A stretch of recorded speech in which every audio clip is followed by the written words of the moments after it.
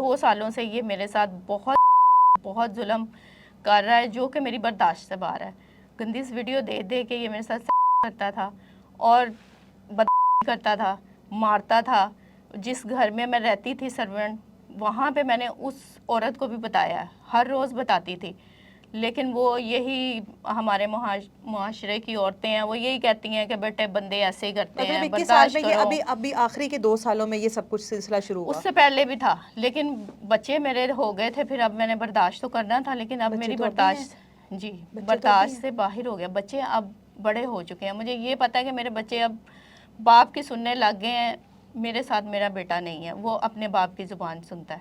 اچھا جی, جو اس کا باپ کہتا ہے وہ کرتا ہے.